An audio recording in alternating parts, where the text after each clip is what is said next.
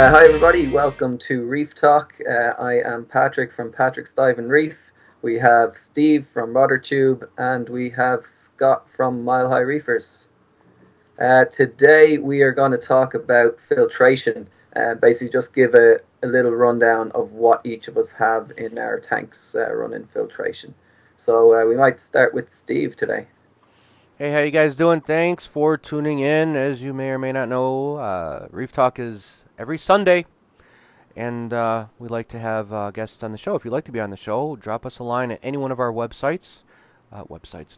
YouTube channels. Hello. I have a website, routertube.com, but YouTube channels. See the description below. So I'm Steve with RouterTube Reef, and for my filtration, I like the simplistic. Now, to stress, what filtration you use is up to you. Don't follow anyone in particular unless you really like the idea of what they're using. Don't do it just because someone says to do it. Every tank is different, and what works great in one person's tank will not or may not work the same way or better or worse, whatever, in your tank. So after trial and error and different things, this is what currently works really well in mine. And I chose to have really no reactors, no mechanical filtration, basically just empty. And in fact, a few months ago, I tried running it with absolutely nothing, just a protein skimmer, and that is it. And it was okay, but my nitrates were higher, and that's because my skimmer was a little lower and lower rated for the tank that I have. So what I'm using right now is all the water flows out of the main overflow, which flows out the bottom of my tank, which is a reef-ready tank. There's holes drilled in the bottom of the glass. For those of you who don't know what that is, the water flows out of the aquarium into the sump below, which is the mini aquarium underneath your aquarium that's hidden in the cabinet. And I've got instead of using a sump sock, I don't like cleaning them anymore, so they're gone, they're history. I'm using the rotor tube. You guys have seen videos on that. I designed it. And I've got a 5-micron rated piece of foam in the rotor tube. It does a great job at catching a lot of that garbage and crap. After it flows out of the rotor tube drain, it goes right into the sump and is met by my eShop's S200 protein skimmer. And I had an S120, and that was doing a really good job, but the S120 is only rated for a 120-gallon tank, so I was breaking even. You always want to get a protein skimmer that's rated above what your tank is. So I've got one now, as of this week, that's rated for 200 to 250 tank. And now it's really doing a good job on keeping that water crystal clear. And it's healthier for the corals and the fish. After that, that's it. It flows into the last chamber, and it gets pumped out of the sump into the main display tank using Rio Plus pumps. I like Rio Plus a lot. That's it. So rotor tube and S200 eShop's protein skimmer. I also have in the sump, which barely fits because the protein skimmer is too big, I've got my DIY build-it-yourself biopellet reactor with biopellets. So instead of sugar dosing or vodka dosing to keep nitrates lower, I'm using my build-it-yourself biopellet reactor. Nitrates are at 0. The thing is damn awesome. And that's Scott talked me into that. He goes, "You gotta have try a biopellet reactor." I'm like, I don't know. I don't want anything else in my sump. I just want really simple. I don't want to have another pump and another reactor. But I tell you what, damn awesome. So thanks to Scott. That's it. That's all I got. So Patrick, What what were do you? your Oh, nitrates at before you that's a good started question. using the biomeds? Great question. I have very little rock. I added another inch of sand, but because of the lack of rock, I had a marine pure block, which is now out. That is now in my quarantine tank, 75-gallon quarantine, to keep the ammonia down, and that's doing a great job. Those of you who have been wondering, cupramine will not affect that. So that was sitting in my sump for about 3 months. So it's got enough bacteria to take care of everything in that quarantine tank. So that's awesome. Use the marine pure stuff for that. But then Patrick, yeah, man, they were like 60 to 80 nitrates, dude. That's painful. Yes.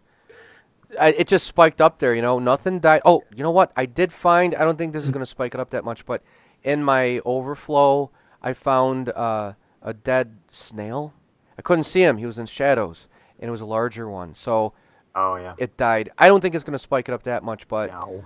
I um, don't think so. but and then I also didn't clean um my return pumps, and they were pretty messy and filthy. I didn't clean them for like 6 months, and there's a lot of crud in there, so I cleaned those. But yeah, I could not get it lower than 50.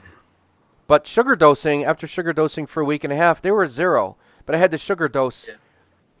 uh, every day, sugar in the sump every day. But now with the better protein skimmer and biopellet reactor, I don't have to do anything, and it's 0. Set it and forget it. Yeah, it's nice, man. Yeah. Yeah, Might about have to 60. invest in one. Could not get it down below 60. It would not go. If I wasn't sugar dosing, it wouldn't go. My bio load is larger, as you guys know. I've got all tangs now. I just added 2 more tangs. So I'm going to do a nitrate test in a week after these guys are in here, and I'll let you guys know what it is. But if it's Fantastic. at 0, I think it's going to be at 0 still, to be honest. But so that's what I'm doing. Simple, clean, less maintenance, no mechanical. By the way, when I was using mechanical filtration, foam blocks and that, very important to clean your sump socks every 3 days or replace them every 3 days. Clean that foam block every 3 days. I was cleaning mine with my weekly water change, my foam block, rinsing it out, putting it back. You got to, because it's a nitrate factory otherwise. Same with canister filters. You gotta clean them once a week. That's it for me for now. Patrick, what are you running for your filtration system? And what size is your tank? Yeah, well, my tank is 120 gallons, and I'm kind of on the same boat in terms of sump socks. I was using them for a few months, and I just found that I was cleaning them nearly every day. They would be great to start off with for the first couple of uses, but then they just got clogged and they got harder to clean every time. So I got rid of them, and now I do a much simpler version where I have a bottle that's cut with an opening at the top, and then I put in a bit of filter floss into it, and then that catches all the dirt that goes down into the sump.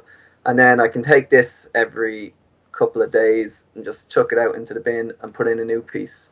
So I get a brand new piece of floss every couple of days, and I find that works just as well as a sump sock for mechanical filtration. And it's nice Then because I also you have don't have to clean anything. You're just throwing that away. yeah, Yeah. exactly. Yeah, yeah. It's so easy, and it only takes a little bit of floss to work. At the start, I'd put a load in there, but I just found over time that you can just put in a little piece, and it works just as well.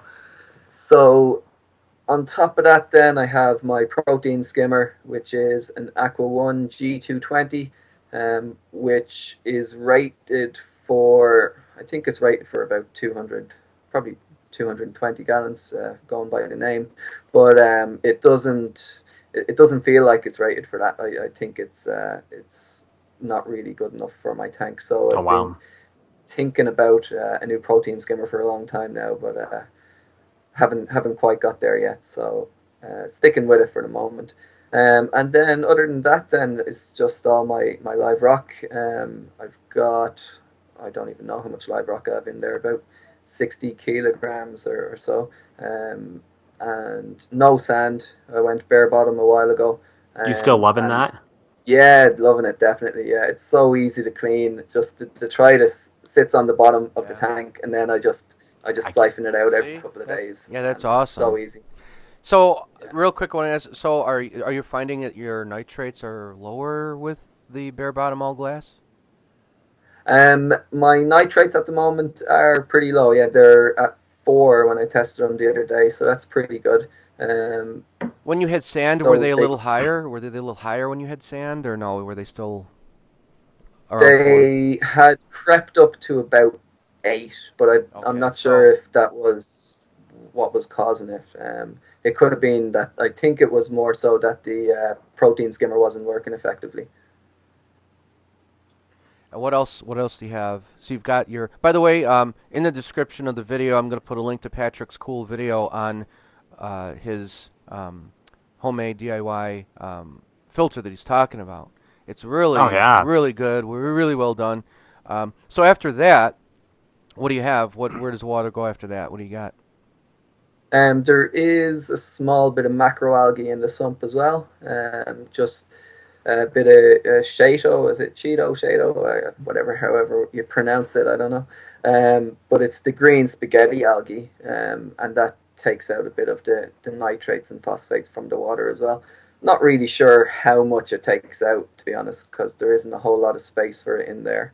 I've read that some people reckon you need a tank the size of your own tank to effectively reduce nitrates that way, but I don't know. Every little bit helps in the reef tank, I think. So, and if nothing else, it's a place for little critters to grow and thrive as well, and they can Yeah, go. That's what I definitely. love Yep. about the refugium. Yeah, That's why I'd Keep like to those start pods one. up. Yep. yeah. Very easy. Just a light inside my stand, and I threw in some algae into one of the sections of the sump, and every few weeks I take a few handfuls out, and yeah, it's pretty handy. Other than that, then that's it. So just the filter floss, the refugium, the protein skimmer, and the live rock. Fantastic. I was going to ask, what do you guys think about, well, I know it needs light, but what do you think about utilizing your overflow chambers? You know, my tank has 2. Scott's, you have 2, right? Yep, Yeah, you'd 2. have 2. Patrick, yours has 2? No, just one. Just 1, okay. What do you guys, there's got to be a way, I'm thinking, to utilize those chambers. Like, what if you put, like, a light on the side of it, and maybe what if you put, like, the Chato or Cheetos or whatever the hell you want to call it in there? Because you know what I toyed with a little bit? I was talking to Scott about this. What's really to prevent you from, instead of a biopellet reactor, what if you just put the biopellets in the overflow there?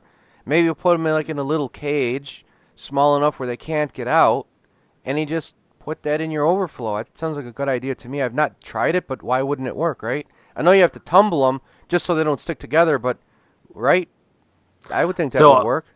I'm paranoid about anything that could clog my overflows. So mine already gets enough light that How about a algae mesh built in bag? there. A mesh bag or something to put those biopellets in. Yeah, you just want to make sure you keep it away from those overflows, right? So nothing can clog them. Yeah, Last just thing you want to drop them in so they hit the bottom of the glass in your overflows. assuming they don't get stirred up too much, but Yeah. yeah, like I said, I'm just super paranoid about overflowing my tank. If something's to clog that up, then I get scared. Or put them in some pantyhose or something, and then just tighten them and Yeah. drop the bag so they hit the bottom of the glass in the overflow. I don't know.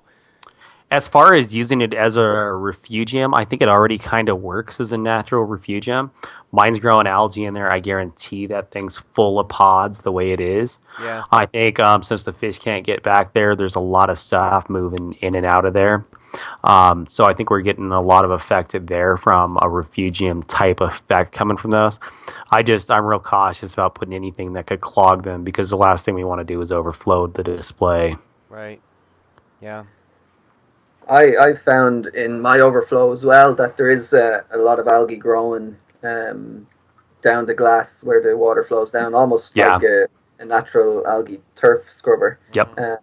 Just going down, and every now and again I just get my my blade for the glass and slice it down, and it affects in the sump. I take it out, so it's pretty cool. Okay. I was just trying to But think I have sunlight coming from behind my tank, so that kind of lights up. Yeah, it lights that up naturally for me. Yeah, but I think you're kind of on the right track. I like these outside the box ideas. I've seen stuff where people have actually had custom tanks where they build a section on the back and have that kind of as a refugium, so that you can also buy hang on the backs. But I think it starts getting really cool when you put a refugium above or behind the tank, so that the inverts aren't getting killed by the pump. Yeah. Right. So it's real cool to have that happening between your display. So, so I wanted to ask, because I've never had a refugium, and the more we've been talking about it, like Patrick said, it seems like you've got to have a larger refugium to Yeah. take care of the nitrates, right? But I'm using the biopellet reactor, but um, I would have a smaller one just to house the little critters. So, well, since I've never had one, what kind of lighting do you need for that? Like, do you need anything? Can you just have like a light bulb, or I mean, do you need like special lighting, or CFL, LED, low power, nothing special. Just go okay? to Home Depot, Lowe's, Just whatever. a standard CFL Yep. bulb. And I think actually you're better off being on the like 2000K side of the par range. The bright yellows, I think, do better for the algae. I'm Okay. running 55s on mine, but yeah, I don't think it's a big deal. You're trying to grow algae. Yeah. Okay. With the I, Chaeto in there, right? Yep. Okay. I've had a couple of different lights on mine. Just I just tried them just to see if there was any difference, and I didn't see any difference at all. So Yeah. yeah, any light at all will do for your refugium. And how often do you clean that refugium out? Like, because you clean it out and throw away the extra, right? Yeah, well, every Because it multiplies or every whatever. few weeks, I suppose I can take out a little bit, and you can sell it online as well. People buy it, so Hmm. it's pretty good. Yeah. That's cool. Yeah. All right. And then after that, what else do you have, Patrick? Like, where does it go after that? Because I think Um, I interrupted you, right? no, yeah, I've gone through my whole You're system done. there. I think, yeah, Okay. yeah. Right. I can't remember. No mechanical filtration after that. No foam block or anything. It just goes right into No, the. Okay. Yeah, you're pretty that's right. simple like mine. Okay, that's cool, and that simplicity works great. Scott, what do you got? All right. So I've got a 210 reef ready tank. I've set up my drains differently. There's two holes in each side.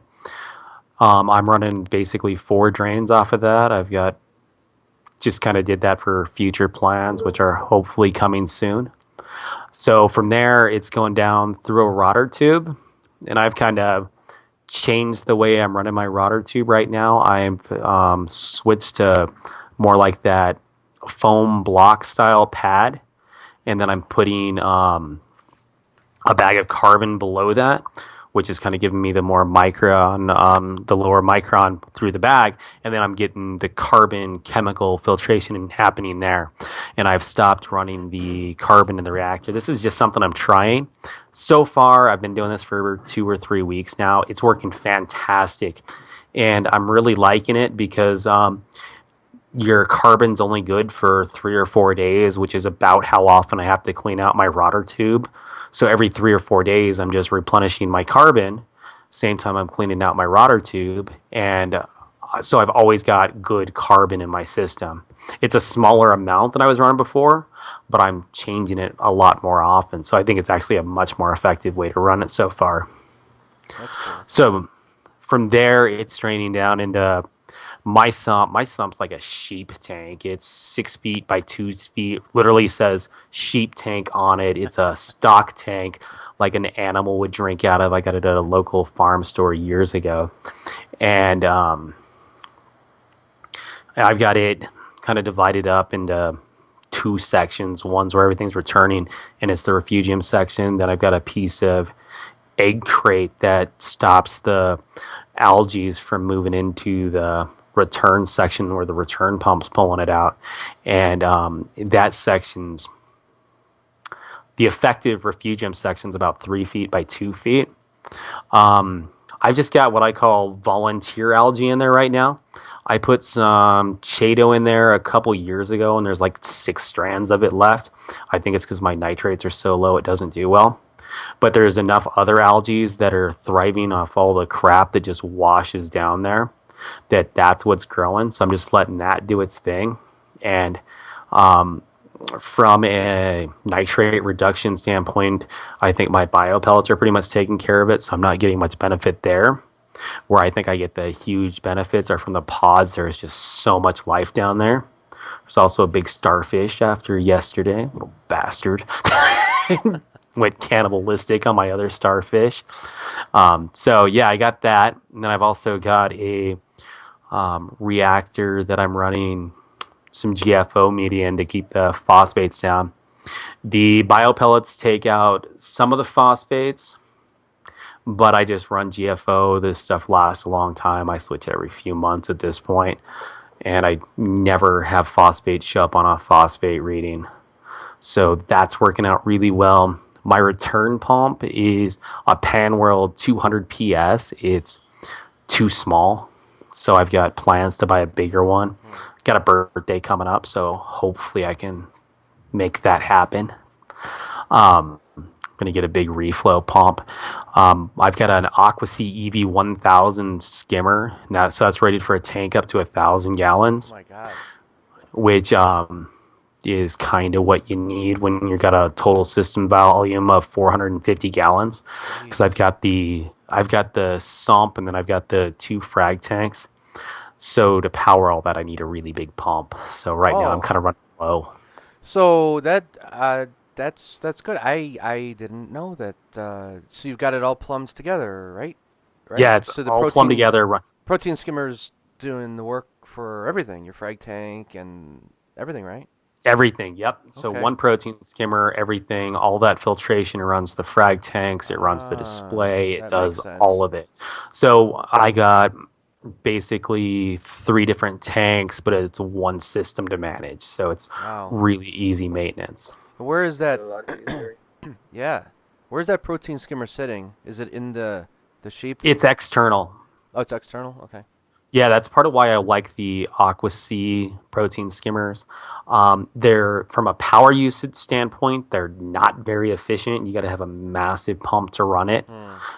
But you can run them external. And the other cool thing about the AquaSea EV skimmers is you're putting huge volumes of water through there. When I get a new pump, it'll be about 2,000 gallons of water going through there an hour. So where a regular skimmer, you're filtering a smaller portion of your tank every hour, this thing will be doing 4 times my sister system's volume going through that skimmer every hour. So it really gets a chance to pull every bit of crap out of there. Wow. So that's what I like about those skimmers, but they're expensive to buy, they're expensive to run from the power usage, and then you got to have an expensive pump to run it. So that's the downside to the AquaSeas, but for me, the benefits are kind of outweighing the cost. Plus, when you start getting into big skimmers and you want to go external, you get into huge costs, and I found this thing used cheap, so Okay, well that's that makes a difference. wow. So now your sump, the sheep animal feed tank, whatever, the trough, that's in your basement, Yes. and your aquarium is upstairs. So Yep. that pump has got to pump like what, 10, 15 feet up? Right. And it's 20 feet? It's Something like about it's 15, 14 feet, something like that. So is it struggling, or is so it working out, or is that struggling, that pump? no, it's when you buy a pump, you got to find something that can handle a lot of head pressure, Yeah. which the 200 PS can. It's the reason I'm looking at one of the big reflow pumps as opposed to some of the new DC pumps out there. DC pumps are great, but they don't usually handle the head pressure as well as the AC pumps. So that's one thing I'm looking at. There's a couple reflows out there. There's I think it's the Hammerhead / Barracuda that does like a 23-foot head pressure, does 6,000 gallons per hour, something like that.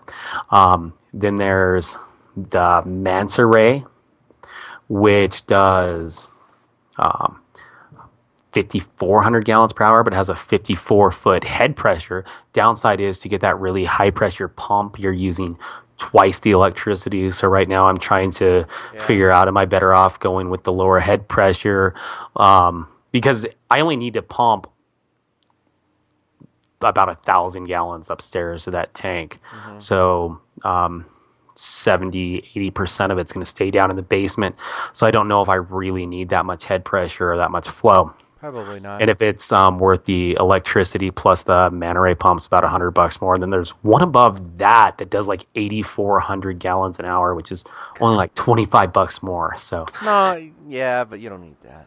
I don't really need it, Plus but the electric bill, man. You know. well, yeah, that thing consumes about 1,000 watts of power. Where Yeah. where Screw the that. reflow one I was talking about, it's more like 300. So My God. Yeah. so the hammerhead, that's No. kind of the direction I'm leaning right now. No. Things. Lower power consumption. Yeah. You got to take that into It's still consideration. 6,000 gallons an hour, which should run my system pretty well. Right. Even if it was the same price, or even $100 cheaper, I would not take the highest powered one because in the long run, you're going to get screwed. Well, part of what I'm looking to do is to build my top frag tank into an anemone tank. So I want to have a big, powerful pump so that I can create really good flow inside that tank so that I don't have to have power heads in there because I have power heads in my current frag tank. Yeah. And I have to have some sort of filtration around the power head. So right now it's actually the outside of a canister filter and it just fits perfectly around the power head with a rubber band around it. So the anemone can't get up in there, but you got to clean that like every day or two. It's just so annoying. So by having the flow coming off the main pump, the idea is I could run that without ever worrying about sucking an anemone in and destroying it. So, another part of why I want a big pump is so I can run a couple thousand gallons an hour through there. Which then gives me the flow to the tank down below too. So Right. Well, that's awesome. You got a lot more than we do, but then it's a lot more. Well, not maintenance, but just I don't know. That's some cool hardware right there. That's serious. yeah, it's only taken 4 years to get here. That's how this is all works, right? Yeah, I know. When I started in the Saltwater Aquarium, it's like I've heard it's expensive, but it'll be all right. I just won't go crazy. And I didn't. I mean, I did, but I didn't. I'm kind of drawing the line where I'm at. I'm in a good spot right now. Unless I get eventually like a 240 gallon like what I want, but that's not going to be for a little while. But yeah. That's cool. You know what? I kind of miss my 28-gallon nano cube that's in the basement here. I liked that thing a lot, That was a lot of Set it fun. up again. You should set it up. Get some coral in there. I think I may. Yeah, you know what? When the weather breaks, I'm really going to clean it out because that was my original quarantine tank, and I want to make sure that all copper's out of there, Yeah. Wash it down, vinegarize it, and just maybe put some nice coral in there, and once everything's settled, I'll put maybe a pair of clowns in there and just that'd be awesome, Yeah, my wife's got a 5-gallon she's set up. She's loving that tank. And I am actually impressed at how much I like such a little tank. It's doing just so incredibly well. And it's so cheap to set up. I got to do a video on it, but the thing looks great. And I think I got less than $200 in it, fully stocked with coral and live rock and everything. And you know what I was doing? I was doing like a weekly or a bi-weekly 5-gallon water change on that 28-gallon nano cube, which after the sand and the rock, I think I had maybe, I don't know, 18 gallons in there. So I was doing like a 30% water change every 2 weeks. That's why I never had any nitrates, Yeah. Yeah, we're doing 20% weekly right now, which on a 5-gallon tank is a gallon. Yeah. Right. So what it takes to do the water change is you siphon out a gallon of water, dump it down the drain, and then go walk over to my sump and grab a gallon of water out. It's 5 minutes at the most. No, you guys gave me a good idea, and now I just got to find out where I'm going to put this tank now. I don't know where I want to put it, because you know what I might want to get is just make like a clown tank. Maybe put like a really nice pair of, maybe, what do they call them, snowflake clowns? They're fantastic. Maybe I'll do that. And then just have like a couple shrimp and that's like it, right? That'd be great. Yeah, we just bought 2 clowns yesterday. I broke all my own rules and maybe didn't one use anemone. quarantine. Maybe one anemone because there's no pumps for them to climb into and get shredded by. And maybe they'll host it like Patrick's. That last video you did, or not last, but it was like a few months ago. It took some time, but they finally hosted it. That looks awesome. Yeah.